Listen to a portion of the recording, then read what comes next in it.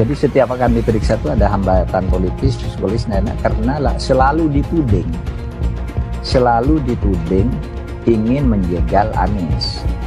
Karena formula itu kan itu psikososial. Sehingga KPK itu setiap nyebut mau menyelidiki gitu, orang mau demo, KPK-nya mau dibakar. Kalau ini ya untuk menjegal gitu. Sehingga ya gamang. Apakah kasus korupsinya ada indikasinya kuat? Laporan BPK. Laporan BPK itu menyimpulkan formula E tidak boleh dibiayai oleh APBN maupun APBD. Firm itu ya? Firm, karena menurut undang-undang yang boleh dibiayai oleh APBN, APBD itu undang-undang olahraga tertentu yang disukai rakyat secara masif. Nah, lalu disebut yang masif itu apa? Sepak bola, voli, bulu tangkis, sirkuit itu tidak ada. Nah, lalu BPK minta ini supaya didalami, ada indikasi tidak benar. Nah, setiap ini mau didalami, ribut, katanya mau menjegal Anies gitu. Sehingga sekarang ya kalau pertimbangan politisnya begitu, saya bilang silakan aja KPK. Tapi kalau Anda tanya ke saya, bukan bahkan saya ya, KPK itu bukan bahan. Kalau Anda tanya ke saya, Anda pedulikan itu, tegakkan. Gelar kemakmuran. Dan Mohaga hari ini kondisinya tidak sedang. Sekali lagi, jangan putus semangat, ya, karena masa depan masih panjang. Kalau memang hari ini belum jadi, mudah-mudahan tahun selanjutnya jadi. Sekali lagi, jangan pernah berputus asa untuk jadi orang baik. Sekali lagi saya, Pak Purnomo, siap memberikan layanan gratis kepada semua saudara saya, sebangsa dan setanah air yang gagal atau belum beruntung menjadi calon legislatif. Pesan saya harus ikhlas, sabar, dan tetap semangat niat membangun bangsa Indonesia jauh lebih baik. Assalamualaikum warahmatullahi wabarakatuh. Semua mendoakan diri kita semua. Ngomongin koalisi perubahan, koalisinya Abah Anies emang nggak pernah ada habisnya. Koalisi perubahan ini solid banget, tapi bukan solid dukung Abah Anies ya, tapi solid untuk merubah. Bulan Februari aja belum selesai, tapi Nasdem sama PKB bau-baunya mau ninggalin Abah Anies nih. Kemarin Pak Surya Paloh ketemu Pak Jokowi di istana, terus PKB santer banget kabarnya bakal gabung koalisi pemerintah. Ini mah karma is real guys. Pas debat kemarin, Abah Anies nuduh Pak Prabowo nggak kuat jadi oposisi. Ini partai koalisinya belum apa-apa udah mau nyebrang aja ke kubu yang menang. Untuk Abah Profesor Anies Rashid Baswedan, sebelum nasehatin Pak Prabowo, tolong nasehatin partai koalisi Abah Anies dulu ya. Udah, gitu aja lah. Aduh, mohon maaf. Hello, kubu 02. Saya sebutin aja deh, si Gibran dan Pak Wowo. Makan gratisnya makan yang apa dulu dong? Minum susu basi. Makan gratis, makanan apa dulu? Aduh deh, aduh ya Allah. Zaman gini kok makan gratis. Hai, jangan mau dibodoh-bodohi dengan bocah kencur. Bocah kencur yang nggak ngerti apa-apa. Sekolah aja, mohon maaf tanda kutip, mau memimpin negeri terbesar ini. Hai rakyat, sadar kalian. Jangan cuma dimakan gratis. Hello, sadar kalian, cerdas. No. Nggak setuju? Tidak setuju. Makan gratis nggak setuju. Makan gratis kami masih sanggup. Namanya kami makan, kami hidup. Kalau kalian setuju dengan makan gratis, karena hidup kalian berarti tergantung oleh kubu 02. Berarti kalian bodoh. Mantap. Bodoh. Oke Bu. Oke, jangan. Ibunya semangat banget nih guys. Bu, Allah bilang apa? Qatiluhum, lawan mereka. Betul, kita harus revolusi. Allah yang bilang, yu'adzibumullah, Allah yang akan mengazab mereka. Tapi kita harus turun yang banyak. Turun 2 juta orang. Semua nanti tanggal berapa kita rame-rame turun.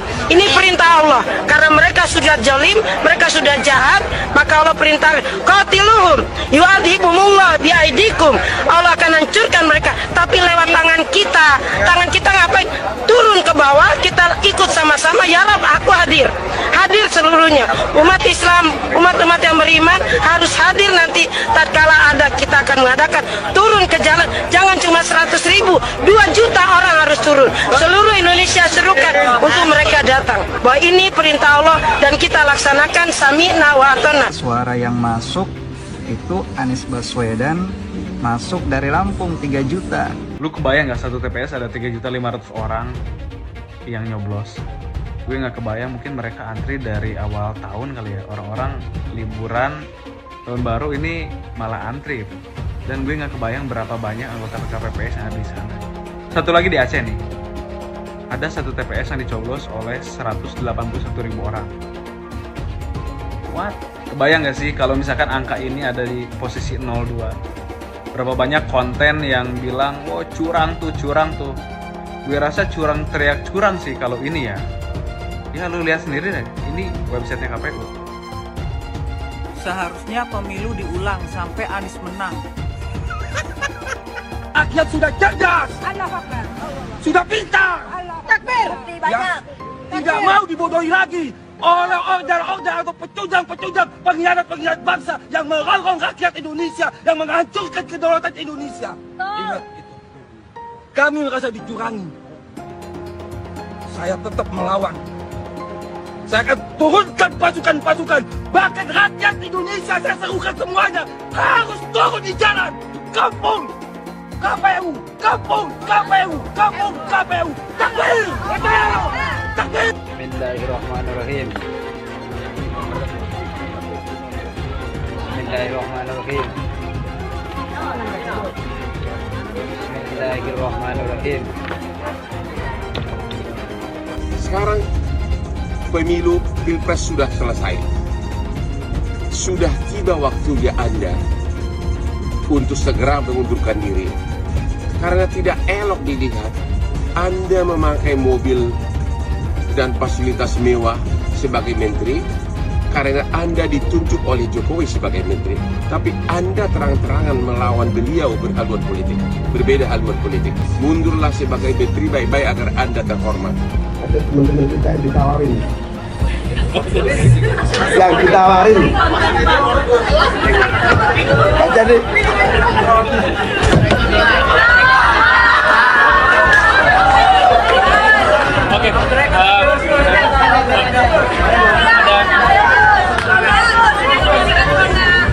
Ini live.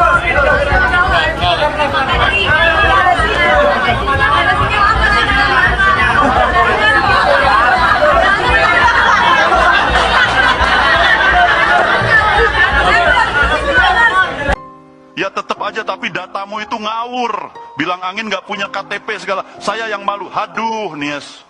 Itu saya berusaha kalem aja Pak buat ngeles. Kesalahan masa lalu kamu itu kebanyakan sih. Saya juga merasa dibohongin nih sama si Mimin. Di awal, dia janjiin banyak banget hal. Sampai maunya jadi ketua. Tapi malah zong. Pak, kesalahan itu saya sudah tutup-tutupin. Kalau soal Cak Mimin, saya juga sebenarnya capek Pak. Coba minta mulutnya diem aja. Percuma saya angkat wakil kalau nggak ada gunanya. Makin kelihatan kan kerenan Ngap Gibran? Iya bener Pak. Oke. Yang tersangka setelah Pilpres ini namanya Anies Baswedan dan Muhaimin. Mas Anies pernah terkait dengan dengan kasus Formula E, kemudian Mas Ganjar terkait dengan iktp, kemudian Pak Gus Muhaimin terkait dengan kasus yang lain, dan mereka pernah dipanggil KPK. Nah kemudian dia jelaskan karena ada proses kasus itu, bisa jadi pasca Pilpres ada yang jadi tersangka. Itu pendapat seorang Fahri Hamzah. Kalau ada proses yang kemarin misalnya tertahan karena kan berdasarkan kebijakan penegak hukum terhadap para calon termasuk para caleg itu dihentikan. Ya, orang yang sudah diperiksa ya dihentikan ketika dapat status sebagai caleg atau capres atau cawapres. Bapak bilang kalau internet itu tidak dikorupsi, itu sebenarnya sudah jadi. Nah, pertanyaannya, yang korupsi BTS itu adalah Partai Nasdem. Terus yang diatasi oleh Kemenhan Pertanian dikorupsi siapa?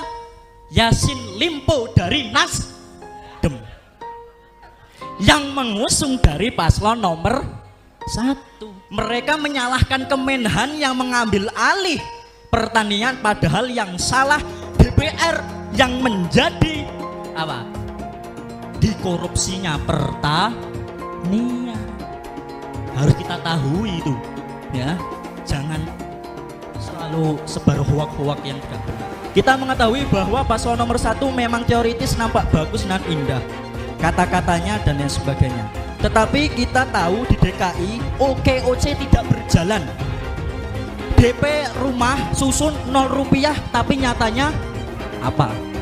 Reklamasi nolak ternyata juga dilaksanakan. Pertanyaannya, apakah bisa dipertanggungjawabkan masalah 40 kota setara Jakarta, sedangkan Pak Anies saja gagal mengurus Jakarta? Anies Baswedan, ya Nis ya, denger nih.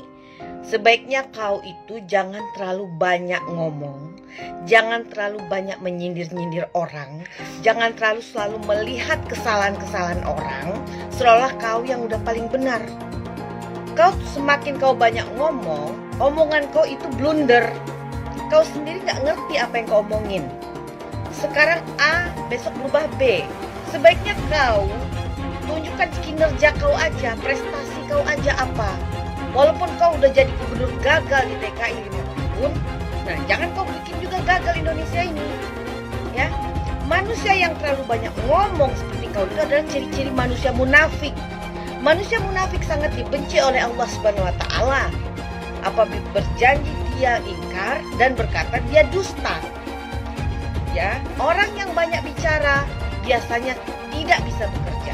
Paham itu ya Anies Baswedan? Banyak yang ngajak aku buat dukung Pak Anies di Pilpres ini, tapi aku tolak karena jujur aku kurang seret sama rekam jejaknya sih. Kok bisa? Di sini kita bahas berdasarkan data ya. Kalau menurutku, dari janji-janji utama Pak Anies pas kampanye jadi gubernur DKI, hasilnya ternyata justru mengecewakan sih. Misal program rumah DP 0 rupiah. Dari target awal 200.000 unit hunian, sampai akhir beliau menjabat yang dibangun cuma 2.000-an unit, alias cuma 1% dari target awal. Dan yang awalnya dikhususkan untuk yang berpenghasilan 7 juta ke bawah, ujungnya yang bergaji 14 juta pun juga boleh beli. Udah gitu, pengadaan lahannya juga kena kasus korupsi ya. Lalu program OKOC, hasilnya juga 0 besar ya. Loh tapi OKOC kan programnya Pak Sandi bang. Nggak ada tuh namanya program wakil. Yang ada ya program gubernur. Dan di saat beliau selalu menekankan soal keberpihakan, faktanya beliau malah menghabiskan triliunan buat balapan Formula E, yang menurutku cuma bisa dinikmati segelintir masyarakat menengah ke atas. Dan yang paling bikin aku khawatir, Pak Anies juga punya rekam jejak untuk menghentikan program Pak Jokowi ya. Misal Balai Kota Jakarta yang di zaman Pak Jokowi terbuka untuk pengaduan masyarakat, sama beliau malah ditutup. Juga program normalisasi sungai Pak Jokowi diubah jadi naturalisasi, dan pengerjaannya pun mandek ya. Mungkin karena hal-hal seperti ini juga yang bikin beliau dulu diberhentikan sebagai menteri oleh Pak Jokowi. Kita harus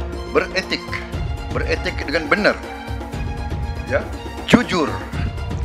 Apa yang kita katakan itu ya yang ada di hati kita. Jangan lain di mulut, lain di hati. Dan harus cinta tanah air. Jangan karena ambisi pribadi kita menyesatkan rakyat.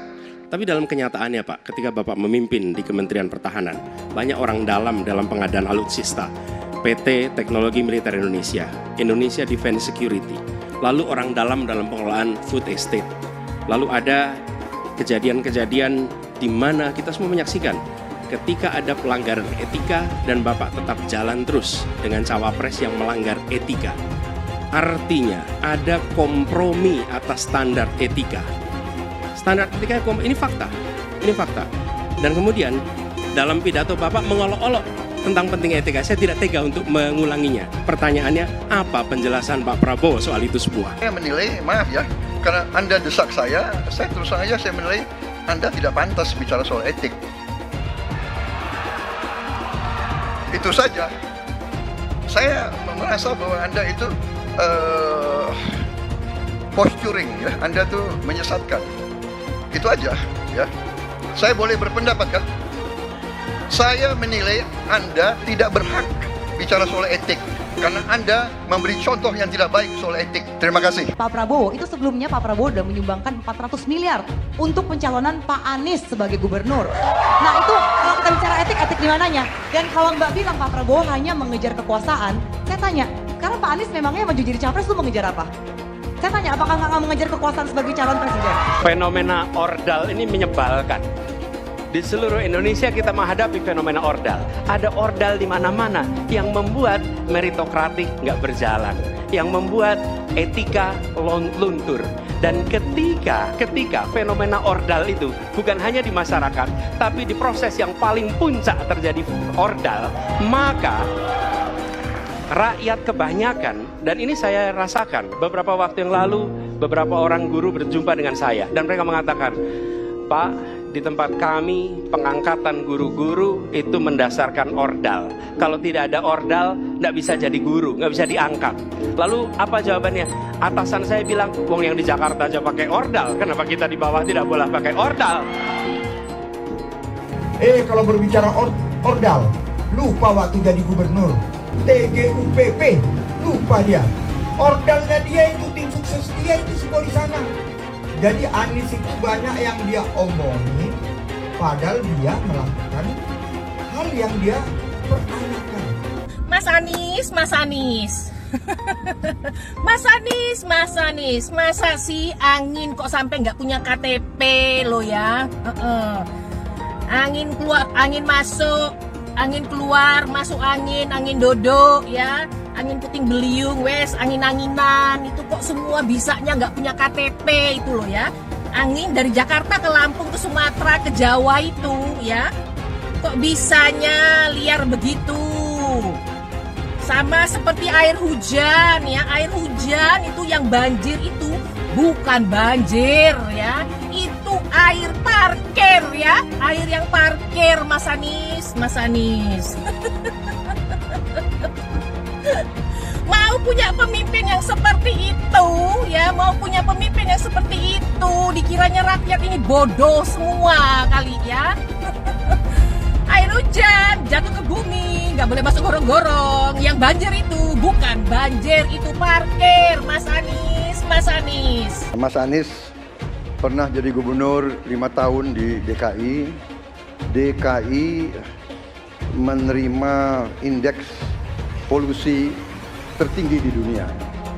Bagaimana dengan anggaran 80T, Pak Anies sebagai gubernur tidak dapat berbuat sesuatu yang berarti untuk mengurangi polusi? Terima kasih. Polusi udara tak punya KTP, angin tak ada KTP-nya. Angin itu bergerak dari sana sini. Ketika polutan yang muncul dari pembangkit listrik tenaga uap mengalir ke Jakarta, maka Jakarta punya indikator, karena itu Jakarta mengatakan ada polusi udara. Ya susah kalau kita menyalahkan angin dari mana saja ya. Kalau kita dengan gampang menyalahkan angin, hujan dan sebagainya, ya mungkin tidak perlu ada pemerintahan kalau begitu ya. Mas Anies.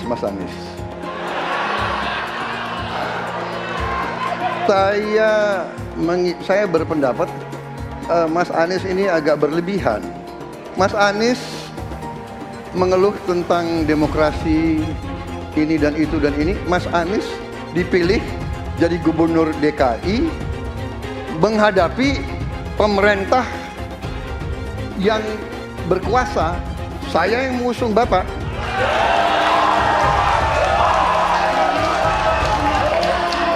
Kalau demokrasi kita tidak berjalan, tidak mungkin Anda jadi gubernur.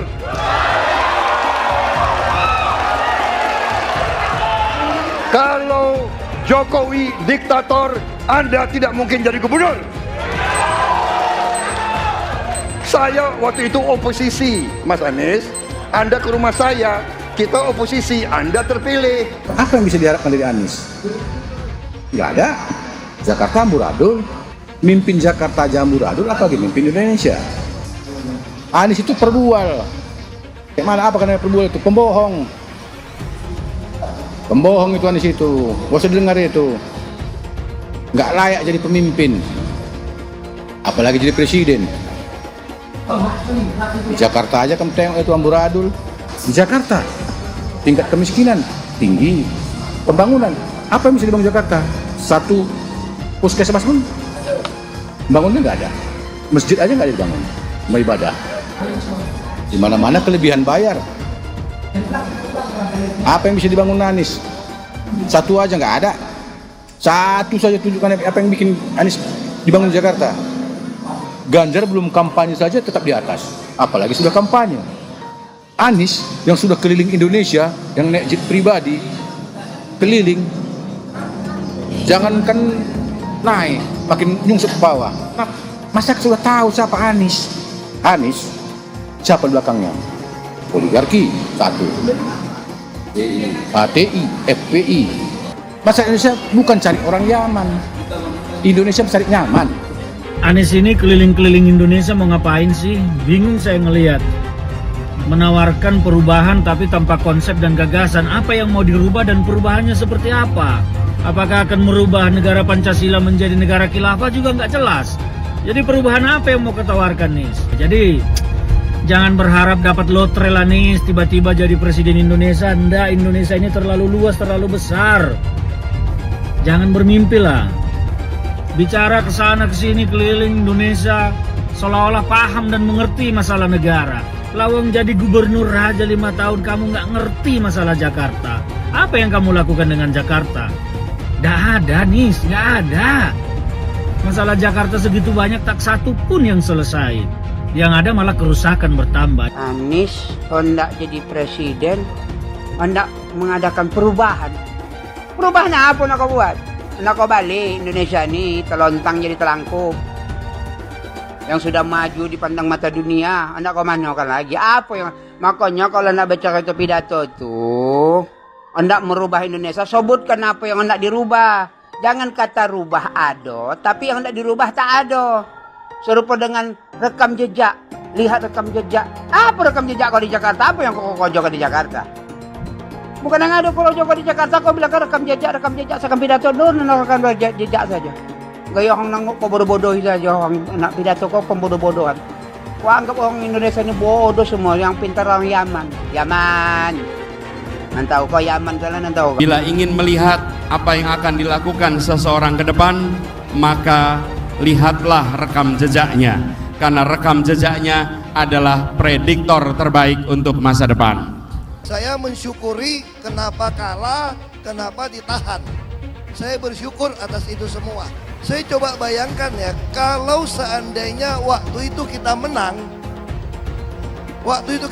gitu ya, hari ini belum tentu kita bisa nikmati seperti ini. Kita bersyukur 5 tahun Tuhan izinkan kasih ke orang yang pintar ngomong untuk kerja. Coba kalau kita bayangkan gitu ya, kalau kemarin saya masih jadi gubernur, ini saya udah turun ini. Tapi yang pintar ngomong itu dikira orang hebat kan? Ini lebih berbahaya tahun 2024. Langsung ketahuan karakternya. Langsung ketahuan itu. Di saya juga ada kutipan Pak di kamar saya Pak. Tulisannya, Jakarta telah mengambil keputusan yang fatal. Jangan sampai bapak politik identitas justru menang dengan cara menipu umat Kristen. Jadi kalau sekarang umat Kristen mendukung Anies, mereka akan membayar mahal kerelaannya untuk menukar iman hanya untuk kepentingan sesaat. Kita tahu Anies lahir dari apa? Politik identitas. Yang dia dulu melabeli kafir semuanya kepada yang non-muslim. Saya mintalah kepada muslim yang waras dan kepada kelompok minoritas. Janganlah Anda memilih pemimpin yang berkarakter seperti Anies. Elektabilitasnya Anies merosot ya seiring mulai terkuaknya kontroversi dari kepemimpinan Anies di Jakarta. Gen Z juga tahu kalau Anies adalah sosok yang didukung kelompok intoleran yang membuat Pilgub DKI 2017 menjadi sangat kotor. Politik identitas yang mengarah ke perpecahan seperti yang dikeluarkan pendukungnya Anies, yaitu Kadrun bin Kamret. Kafir lah, laknat lah, PKI lah, ya cuman itu doang kemampuannya. Itulah pendukung Anies. Jangan pernah takut melawan Kadrun yang cuma pengen Indonesia hancur. Presiden kita ini memecah belah umat. Kalau punya jejak pernah memecah belah umat, jangan dipilih. Kita lihat apakah pemimpin kita, calon pemimpin kita ini ya pernah menggunakan agama sebagai alat untuk memenangkan kepentingannya atau tidak. Kalau agama diperalat untuk merebut kekuasaan, jangan dipilih. Sekali lagi, kalau ada calon pemimpin yang punya rekam jejak memperalat agama untuk kepentingan politiknya, jangan dipilih. Bapak Politik Identitas Indonesia Anies Baswedan, Bapak Intoleransi Indonesia Anies Baswedan, jangan lupakan, jangan terlena, jangan sampai dia pecahkan kita dengan dagangan ayat dan mayatnya. Air itu turun dari langit, turunnya ke atap rumah langsung sumur bor, bukan ke sungai dan ke laut. Saya ingatkan, jangan ada lagi politik identitas. Jangan ada lagi politisasi agama. Penjajahan di depan mata itu di Jakarta. Kita semua pribumi ditindas, kini saatnya kita menjadi tuan rumah di negeri sendiri. Saya bilang, Nis, ente nggak bisa jadi presiden. Kenapa? Karena presiden adalah orang Indonesia asli, saya bilang. Mas Anies, ibunya Arab, bapaknya Arab, kakeknya Arab. Mas Anies nikah dengan keturunan Arab. Menantu Mas Anies, anak Mas Anies nikahnya dengan Arab lagi. Jadi Mas Anies kalau merepresentasikan Indonesia agak kurang keindonesiaannya.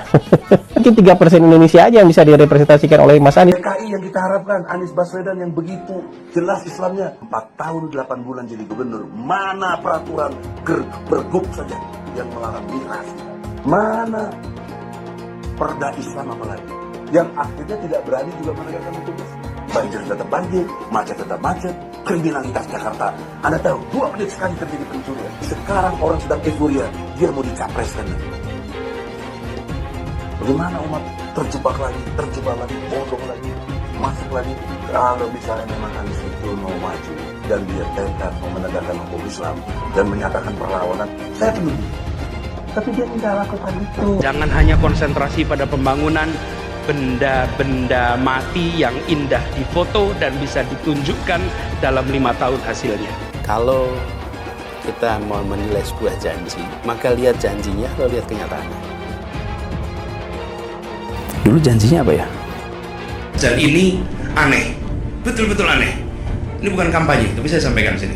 Di satu sisi menyiapkan jalur-jalur air untuk dikirim ke laut, di sisi lain di lautnya dipasang dengan pulau reklamasi, tinggal tunggu waktu jadi rob, air balik. Dan ini melawan sunatullah. Kenapa? Air itu turun dari langit ke bumi, bukan ke laut. Harusnya dimasukkan ke dalam bumi, maksudnya tanah. Di seluruh dunia air jatuh itu dimasukkan ke tanah, bukan dialirkan pakai gorong-gorong raksasa ke laut. Jakarta telah mengambil keputusan yang fatal. Bukan banjir, itu memang parkir air. Bukan banjir, itu memang parkir air. Masyarakat berkeliling dengan membawa toa untuk memberitahu semuanya, termasuk sirine. Ibon 82 miliar. Apa alat transportasi yang dimiliki oleh hampir setiap orang? Alat transportasi yang dimiliki semua orang adalah kaki. Kalau seandainya orang Jakarta percaya Pak Anies jadi gubernur pun, saya berani jamin kok dia akan lakukan normalisasi yang sama seperti saya lakukan kok. Nggak usah bohong lah. Ketika air sampai di muara, maka siap untuk dipompa ke laut. Pancasila Soekarno, ketuhanan ada di pantai. Anak Tuhan dari mana? Kalau Yesus anak Tuhan, bidangnya siapa? Besok di seluruh wilayah Indonesia kami katakan bahwa Iblis hanya menggoda orang yang beriman. Makanya jarang-jarang orang kafir kerasukan setan. Yang kerasukan setan itu orang baik-baik. Jarang, saya belum pernah nengok Cina kerasukan setan. Pernahkah Ahok itu kerasukan setan? Enggak, setannya juga. Karena sesama setan jarang saling menggoda. Karena di salib itu ada jin kafir. Haleluya. Kepalanya ke kiri apa ke kanan?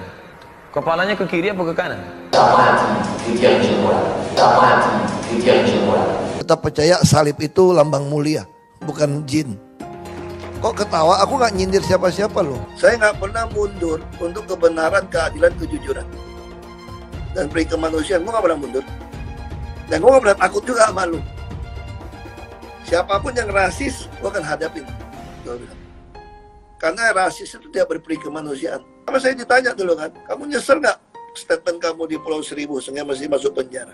Tidak pernah nyesel, karena saya mengatakan kebenaran. Hai semua, dengan saya Jonas Leong. Terima kasih banyak buat kalian penonton setia yang selalu menonton di channel ini.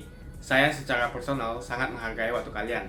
Dan saya sudah menganggap kalian sebagai family karena kalian selalu support di channel ini. Bagi kalian yang selalu menuliskan opini kalian di kolom komen, saya baca komen kalian satu persatu. Saya baca komen kalian. untuk mengetahui opini kalian, tanggapan kalian, dan masukan kalian sangat berguna untuk video selanjutnya. Terima kasih banyak buat kalian yang selalu menekan tombol like di awal video. Video seperti ini membutuhkan waktu dan juga research. Dan ini semua gratis untuk kalian. Jadi pastikan kalian menekan tombol like-nya, supaya saya mengetahui kalian menyukai konten yang saya bagikan. Ada isu yang paling menarik hari ini yang sedang dibahas di mana-mana, yaitu tentang hak angket yang akan dilakukan oleh parlemen di Senayan. Ada tuduhan kecurangan, ada yang mengatakan tidak ada kecurangan, sehingga hak angket ini kemudian menjadi pro dan kontra. Hak angket adalah hak dari para wakil rakyat yang ingin mempertanyakan terhadap keberlangsungan pemilu kemarin. Hak angket pada dasarnya adalah keinginan dari banyak orang atas tuduhan kecurangan dalam pemilu. Artinya begini, kalau memang tidak merasa curang, seharusnya tidak perlu menolak hak angket. Kalau memang tidak melakukan kecurangan, hak angket juga tidak perlu dirisaukan. Ada yang menuduh hak angket ini diajukan oleh partai-partai yang dinyatakan kalah dalam pemilu, terutama dukungannya terhadap Pilpres. Nah, ini yang kemudian menjadi sesuatu yang harus kita bahas hari ini. Ada beberapa partai yang lebih memilih untuk berada di jalur aman, menolak hak angket. Ada yang justru mengatakan hak angket itu perlu untuk mempertanyakan apakah betul terjadi kecurangan. Dengan berbagai kepentingannya, kemudian partai politik banyak yang terbelah di sini. Artinya, hak angket ini adalah hak dasar dari rakyat untuk mempertanyakan apakah betul terjadi kecurangan. Ini sebenarnya yang tidak pernah bisa dipahami. Namun dari paslon tertentu, terutama dan beberapa parpol tertentu yang tergabung dalam dukungan terhadap paslon 02 misalnya sebagai pemenang Pilpres, tentu saja mereka akan menolak itu. Pertanyaan besarnya adalah, mengapa harus menolak? Bukankah kalau tidak melakukan kecurangan seharusnya justru mendukung hak angket itu? Sebenarnya ada beberapa hal yang memang sudah terlihat secara kasat mata. Misalnya ada beberapa surat suara yang sudah tercoblos, ada intimidasi dari aparat terhadap beberapa kepala desa, ada berbagai tindakan-tindakan yang justru memaksa orang untuk mencoblos partai tertentu atau paslon tertentu. Nah, ini yang kemudian harus dielaborasikan ke dalam suara-suara yang meminta pertanggungjawaban pemerintah dan juga KPU selaku penyelenggara pemilu. Maka kemudian hak angket ini menjadi penting selaku wakil rakyat yang teridentifikasi ke dalam partai-partai politik untuk menjawab pertanyaan banyak dari kalangan rakyat yang justru menganggap bahwa pemilu kemarin telah terjadi kecurangan-kecurangan secara terstruktur, sistematis, dan masif. Tidak perlu ada yang ditakuti dari hak angket. Maka seharusnya hak angket adalah bagian dari cara berdemokrasi di dalam ruang-ruang negara yang sebenarnya sudah diatur dalam konstitusi negara ini. Tidak perlu ada yang dicemaskan. Maka kemudian kalau memang terjadi kecurangan nantinya, kita harapkan tidak ada lagi kecurangan-kecurangan berikutnya. Alasannya macam-macam. Ada yang bilang demi stabilitas negara. Ada juga yang mengatakan supaya arah bangsa ini terus lurus menuju tegaknya demokrasi. Kalau memang kecurangan ini dianggap sebagai cara untuk melawan terhadap arah lurus gerakan bangsa dalam hal demokrasi, lalu demokrasi itu sendiri akan diartikan seperti apa? Artinya apa? Tidak perlu pakar hukum tata negara, tidak perlu ketua-ketua parpol, tidak perlu berbagai pejabat-pejabat yang ada di dalam pemerintahan ini gelisah dengan hak angket. Karena suatu saat hak angket ini juga akan dilakukan oleh mereka yang merasa dirugikan oleh berbagai kontestasi politik. Termasuk juga nanti akan ada pilkada serentak dan seterusnya. Tahun 2029 juga akan ada pemilu berikutnya. Maka produk yang bernama hak angket ini seharusnya tidak perlu dirisaukan, terutama oleh orang yang merasa tidak melakukan kecurangan. Pertanyaan besarnya adalah, kalau ternyata dalam pemilu ini terjadi kecurangan, maka seharusnya kecurangan ini tidak boleh dibiarkan. Karena kalau kecurangan ini dibiarkan terjadi, maka kecurangan-kecurangan berikutnya akan terus dilakukan dan kekuasaan akan terus mempertahankan kekuasaannya dengan kecurangan-kecurangan berikutnya. Kita lakukan saja semua prosedur itu sesuai dengan konstitusi yang ada secara legal, daripada kita membiarkan orang-orang menyuarakan semua keluhan dan kecemasannya di jalanan, maka lebih baik hak angket dilakukan di Senayan. Ini jauh lebih bagus. Artinya tidak perlu ada yang digelisahkan sekali lagi. Oleh karena itu, saudara-saudaraku sekalian pemirsa 2045 TV, hak angket ini adalah hak dasar yang harus kita suarakan. Belum tentu juga ini akan mudah dalam prosesnya. Belum tentu juga tidak ada hambatan-hambatan dalam prosesnya. Orang-orang yang menghambat hak angket pada dasarnya adalah orang yang gelisah ketika tuduhan kecurangan itu digulirkan secara resmi, secara legal, melalui lembaga yang juga legal. Saudara-saudaraku sekalian, mari kita bernegara yang sehat. Mari kita sadari bahwa kecurangan-kecurangan dalam kontestasi politik dalam dunia demokrasi ini tidak harus dinormalisasi dengan atas nama stabilitas negara dan arah negara. Demokrasi adalah kebebasan bersuara, kebebasan berpendapat, kebebasan bertanya, dan juga pada sisi yang lain ada orang yang punya kebebasan untuk menjawab. Kemungkinan satu-satunya yang menggunakan politik identitas adalah hanya Anies Baswedan. Pertanyaan itu lantas saja menimbulkan amarah di kubu Anies, salah satunya dari kelompok Khilafah. Orang kepercayaan Anies menyatakan politik identitas adalah framing yang selalu dibangun untuk menyudutkan, padahal selama kepemimpinan Anies Baswedan sebagai gubernur tidak sekalipun Anies membeda-bedakan warga berdasarkan agama dan ras. Buat saya, apakah benar menyebut politik identitas itu adalah sekedar framing untuk menyudutkan Anies? Saya akan membantah pernyataan itu. Kubu Anies terus berusaha mengaburkan makna politik identitas. Mereka berulang kali bilang bahwa identitas adalah hal yang alamiah dalam kehidupan manusia.